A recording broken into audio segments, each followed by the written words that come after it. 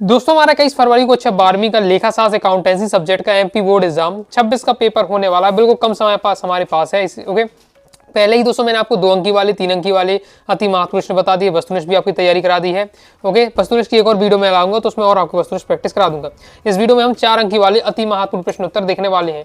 अब बिल्कुल हमारे पास कम समय हो के 4-5 घंटे हमारे पास तैयारी के लिए, तो आपको किस तरीके से पढ़ना है तो मैं आपको बता देता हूँ। जैसे 4 नंबर की हम बात करें, 4 नंबर वाले जो अति महत्वपूर्ण प्रश्न उत्तर बता रहा हूँ, तो मैं आपको जितने भी क्वेश्चन हैं उनको मैंने पॉइंट वाइज पॉइंट उनका सॉल्यूशन देने वाला हूँ।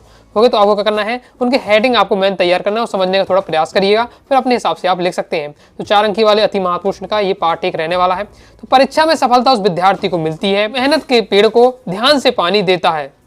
पहला क्वेश्चन है, साझेदारी संलेख के अभाव में लागू होने वाले नियम लिखिए। कोई 4 आपको बताना है। अभी एमपी बोर्ड एग्जाम 26 में क्वेश्चन आया था, साझेदारी संलेख के अभाव में लागू होने वाले नियम। तो साझेदारी अधिनियम 1932 के प्रावधानों के अनुसार अनुबंध के अभाव में लागू किए जाने वाले नियम लिखे थे। पहला, पूंजी एवं आहरण पर ब्याज, लाभ विभाजन, साझेदार का पारिश्रमिक और साझेदार का के ऋण पर ब्याज। ये आपके साझेदारी संलेख के अभाव में लागू होने वाले नियम। तो अच्छे से आपको तैयार कर लीजिएगा। पूंजी एवं हरण पर ब्याज, क्वेश्चन को नॉर्मल तरीके से आपको पढ़ के रखना, क्योंकि आने के थोड़ा कम चांस आपके रहने वाले, क्योंकि अभी आपका 2025 में क्वेश्चन आ चुका है। नेक्स्ट है, साझेदारी संलेख में उल्लेखित 4 बातों या बिंदुओं को समझाइए। साझेदारी संलेख के 4 महत्वपूर्ण आपको बातें यहाँ बतानी है। तो पहला है, साझेदारी के फर्म का नाम, पता, व्यवसाय की प्रकृति व कार्यक्षेत्र का उल्लेख, प्रत्येक साझेदार का नाम, पता तथा उसके व्यक्तित्व, व्यवसाय का उल्लेख, प्रत्येक साझेदार द्वारा लगाई गई पूंजी की मात्रा व उसका स्वरूप, फर्म के लाभ हानि विभाजन का आधार या अनुपात का उल्लेख। तो यह साझेदारी संलेख में उल्लेखित 4 बिंदु। नेक्स्ट है, कंपनी प्रीमियम राशि का उपयोग किन किन कार्यों के लिए कर सकती है। कोई 4 आपको कार्य बताना है। तो कंपनी द्वारा प्रीमियम की राशि का उपयोग निम्नलिखित कार्यों के लिए किया जाता है। पहला, कंपनी द्वारा अपने सदस्यों को निगमित किए जाने वाले बोनस अंशों के भुगतान में, प्रारंभिक व्यय के अपलिखित करने में, अंशों तथा ऋण पत्रों के निगमन संबंधी खर्चों, उन पर दिए गए कमीशन तथा बट्टे को अपलिखित करने में। क्रम से आपके दिए हुए हैं ये कंपनी प्रीमियम राशि का उपयोग किन किन कार्यों में कर सकती है, तो इसे आपको तैयार कर लीजिएगा। नेक्स्ट क्वेश्चन है, नेक्स्ट वाले क्वेश्चन में हमें क्या बनाना है, इस बार से क्वेश्चन दिया हुआ है तो ये आपको तैयार कर लीजिएगा। ऋण खाता आपको तैयार बनाना है। ओके, ऋण खाता लोन अकाउंट आपको यहाँ बनाना है, तो इसकी आपको प्रैक्टिस करना पड़ेगा। ओके, इसकी बार आप प्रैक्टिस बार करके रखिएगा। हर टाइप के क्वेश्चन को जैसे मैंने आपको बताता हूँ कि रिवैल्यूएशन अकाउंट हो जाता है आपका, और आपका जैसे जनरल प्रोवेस्टी वाला क्वेश्चन हो जाता है शॉर्ट में, थोड़ा लॉन्ग टाइम में, तो उनकी आपको प्रैक्टिस करके रखिएगा। ओके, फिर बाकी आपको डाटा नाम बदल दिया जाए तो भी आप आसानी से कर ले जाएंगे। जैसे साझेदारी से पृथक होने वाले साझेदार को दी जाने वाली राशि ज्ञात करने की रीति स्पष्ट कीजिए। साझेदारी से पृथक होने वाले साझेदार को दी जाने वाली राशि कैसे ज्ञात की जाती है, उसकी आपको विधि बताना है। तो क्रम से मैं दी हुई है। संलेख में वर्णित शर्तों के अनुसार एक निर्मित साझेदार को दे राशि का निर्धारण निम्नलिखित रीति से किया जाता है। क्रम से पॉइंट वाइज पॉइंट दिया है। निर्मित साझेदार द्वारा फर्म से प्राप्त की जाने वाली राशियों का निर्धारण, ये दिया हुआ आगे। तो समानता ये राशि क्या निम्न प्रकार की होती है, इस बार से दी हुई है राशि के बारे में, ये पॉइंट वाइज पॉइंट दिया हुआ। दूसरा है, निर्मित साझेदार द्वारा फर्म को भुगतान की जाने वाली राशियों का निर्धारण और निर्मित साझेदार को दे राशि की गणना। नेक्स्ट, रोकड़ समतुल्य किसे कहते हैं, उदाहरण देते हुए आपको समझाना है। तो रोकड़ समतुल्य के बारे में दिया हुआ है कि रोकड़ समतुल्य अत्यधिक तरल अल्पकालीन निवेश है जिसे शीघ्र ही रोकड़ की राशि में परिवर्तित किया जा सकता है। इन निवेशों के मूल्य में परिवर्तन का जोखिम नहीं है के बराबर रहता है। किसी विनियोग को रोकड़ समतुल्य प्राय उस समय माना जाता है जब इसकी परिपक्व अवधि कम हो, जैसे 3 माह या 3 माह से कम की अवधि, जैसे ट्रेजरी बिल, व्यापारिक विपत्र और कम परिपक्व अवधि वाले बैंक जमा। ऐसे पूर्व अधिकार अंशों का क्रय जो संशोधन की तिथि के कुछ समय पहले ही क्रय किया गया हो। उदाहरण के साथ आपको बताया रोकड़ समतुल्य, तो पढ़ के रखिएगा। नेक्स्ट आपको तैयार करना है जनरल प्रविष्टि। अभी आपका जनरल प्रविष्टि वाला क्वेश्चन है, ये लॉन्ग टाइप आपका ये रहने वाला है। ओके, तो क्वेश्चन आप देख लीजिए क्वेश्चन किस प्रकार से, फिर मैं आपको बताता हूँ इसकी जनरल स्टडीज किस प्रकार से रहने वाली है। तो ये आपका दिया हुआ, तैयार कर लीजिएगा। ओके, अब जब हम देखिए 2 नंबर का जब मैं आपको जनरल एंट्रीज बता रहा तो बस इतना सा पॉइंट 2 डब्बे में हो जाता था। हाँ, ओके, अब 3 नंबर में 3 डब्बे में आप देखिए आप लॉन्ग टाइम में आपका बनना होता है। तो समझ गए हैं जनरल एंट्रीज आपका कहाँ टाइप के होते हैं, शॉर्ट टाइम में भी होता है, लॉन्ग टाइम में। शॉर्ट टाइप करेगा तो आपका 2 नंबर का क्वेश्चन आ रहा तो शॉर्ट टाइम में पूछ लिया जाता है, लॉन्ग में क्वेश्चन आ तो लॉन्ग टाइप का आपका रहता है जनरल एंट्रीज। नेक्स्ट है, साझेदारों को लाभ की गारंटी को समझाइए। सिंपल है, साझेदारों को लाभ की गारंटी यानी कभी कभी फर्म में अनुभवी या कुशल कर्मचारी को साझेदार बना लिया जाता है जिससे कि फर्म को ऐसे कर्मचारी के अनुभव और कुशलता का भरपूर लाभ मिल सके। ऐसे साझेदार को फर्म के लाभ में बहुत थोड़ा या कम हिस्सा दिया जाता है। फर्म को होने वाला लाभ निश्चित नहीं होता है, क्योंकि हो सकता है किसी वर्ष बहुत अधिक लाभ हो, किसी वर्ष लाभ की मात्रा कम हो। अतः इस स्थिति में साझेदार या उनमें से किसी एक साझेदार द्वारा नए साझेदार को यह आश्वासन दिया जाता है कि उसको मिलने वाला लाभ अमुक राशि से कम नहीं होगा। तो इस प्रकार के दिए गए आश्वासन को लाभ की गारंटी कहा जाता है। यानी किस प्रकार से हम जानते हैं कोई भी कंपनी है तो ऐसा नहीं कि हमेशा उसका लाभ ही होगा या हमेशा उसकी हानि होगी, फिक्स नहीं होता। कभी किसी साल उससे बहुत ज्यादा लाभ हो, किसी साल उससे कम लाभ हो, इस प्रकार से।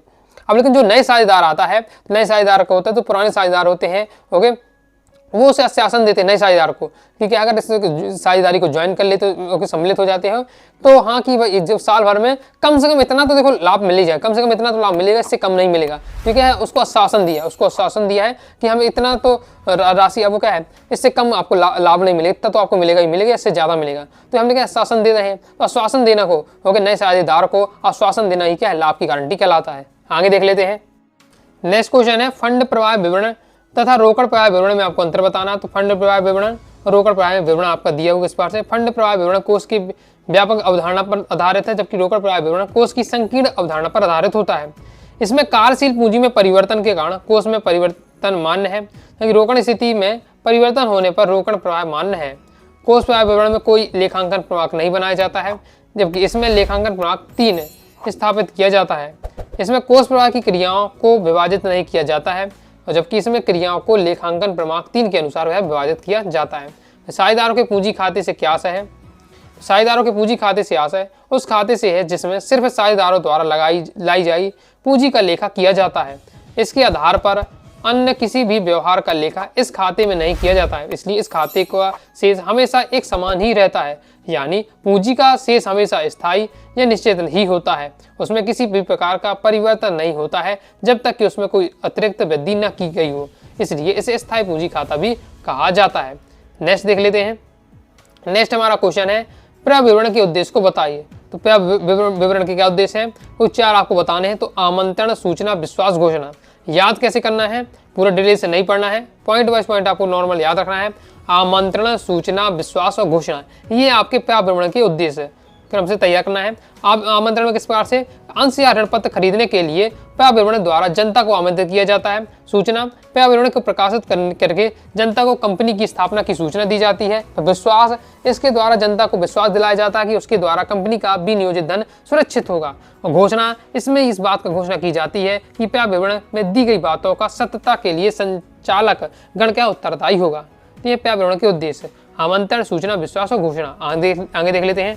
आगे नेक्स्ट क्वेश्चन है संजय, मनोज और शेखर एक फर्म के साझेदार हैं।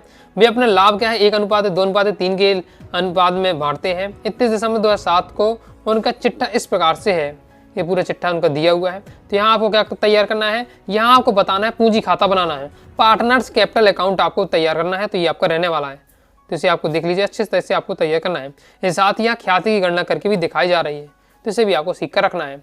नेक्स्ट क्वेश्चन है हमारा साझेदार की मृत्यु की दशा में उसके उत्तराधिकारी को देय राशि की गणना करते समय किन किन बातों का ध्यान रखना चाहिए, इंपॉर्टेंट रहने वाला है, इसे आपको अच्छे से पढ़ के रखना है। जब से साझेदार की मृत्यु हो जाती है तो उसके उत्तराधिकारी होता है, उसका पुत्र हो सकता है, उसकी पत्नी हो सकती है, जो उत्तराधिकार है उसको हमें क्या राशि देनी पड़ेगी। तो राशि की गणना जब हम करते हैं कितनी राशि हमें अपने साझेदार को देनी है, जो मृत साझेदार है उसको कितनी राशि देनी है, इसी गणना हम करते हैं। तो इन किन बातों का हमें ध्यान रखना चाहिए, तो ये क्रम से दिया हुआ है। पहला है साझेदार की मृत्यु की तिथि तथा फर्म के अंतिम खाते तैयार किए जाने चाहिए। दूसरा, मृतक साझेदार की पूंजी खाते में क्रेडिट पक्ष में पूंजी के अतिरिक्त चालू खाते का जमा शेष, ब्याज, कमीशन, ख्याति व संचय आदि का हिस्सा, पुनर्मूल्यांकन का लाभ, मृत्यु तिथि तक का लाभ, जीवन बीमा पॉलिसी आदि का हिस्सा लिखा जाता है।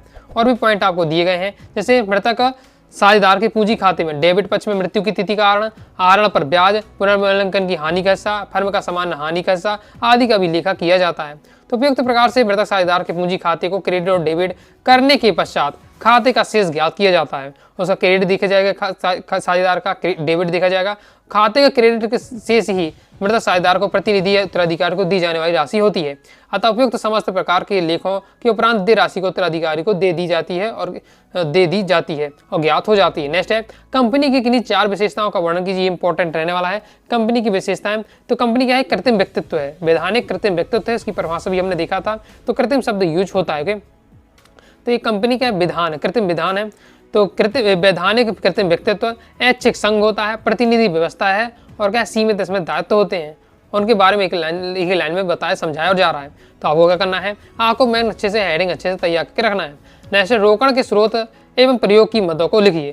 तो रोकड़ के स्रोत और मदों के प्रयोग किस प्रकार से हैं, परिचालन क्रियाओं से प्राप्त रोकड़ और विनियोग क्रियाओं में रोकड़ प्राप्ति, ये आपके रोकड़ के स्रोत देख लेते हैं।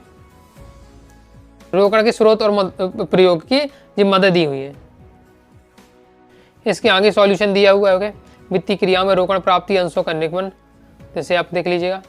नेक्स्ट हमारा क्वेश्चन रहने वाला है, रोकड़ प्रवाह विवरण आपको यहाँ तैयार करना है। ये पूरा क्वेश्चन दिया हुआ है कि वाई के लिमिटेड का हमें रोकड़ प्रवाह विवरण तैयार करना है, और सूचना हमें ये तालिका दी हुई है, सूचना हमें दी हुई है। तो देख लेते, रोकड़ प्रवाह विवरण भी इंपॉर्टेंट आपका रहने वाला, जिस पर जनरल एंट्रीज वाला इंपॉर्टेंट ही है, आना ही आना क्वेश्चन। इस बार से रोकड़ प्रवाह विवरण भी आपको तैयार करके रखिएगा, इसी टाइप का क्वेश्चन आपको आ सकता है। ओके, अब ये हो सकता है जैसे मैंने आपको इस टाइप का क्वेश्चन बताया। ओके, तो इसमें आपको क्या है, ये तालिका थोड़ा चेंज कर दिया, नाम बदल, डाटा बदल दिया जा सकता है, लेकिन फॉर्मेट अगर आपको सीख लेते तो आपको वही रहने वाला है। किसी भी प्रकार का फिर क्वेश्चन हो आपसे बन जाएगा, तो समझ कर आपको जरूर रखना है। इस प्रकार से हमारा दिया हुआ है सॉल्यूशन, तो आपको तैयार कर लीजिएगा। ये आपको पूरा बनने वाला है रोकड़ प्रवाह विवरण, कंप्लीट हो जाता है। तो इस बार तो हमने क्या 4 अंक वाले अति महत्व प्रश्न में बताए हैं। ओके, तो इन्हें सभी आपको तैयार कर लीजिएगा। आगे कुछ और क्वेश्चन रह जाते तो हम उन्हें भी क्या है कवर कर लेंगे। बाकी क्रम से वीडियो देखना चाहते हैं तो 12th accountancy topper series MP board exam 26 के नाम से प्लेस पे जाकर क्रम से वीडियो देखकर आप तैयारी कर लीजिएगा। तो आइए दोस्तों, आपको वीडियो पसंद आएगी, वीडियो पसंद आए वीडियो लाइक करिए, सब्सक्राइब कर दीजिए, साथ ही टाइम चैनल व्हाट्सएप पे लोग ज्वाइन कर लीजिएगा। डाउट आता है कारण उससे आप जरूर पूछ लीजिएगा। मिलते हैं नेक्स्ट वीडियो में, तब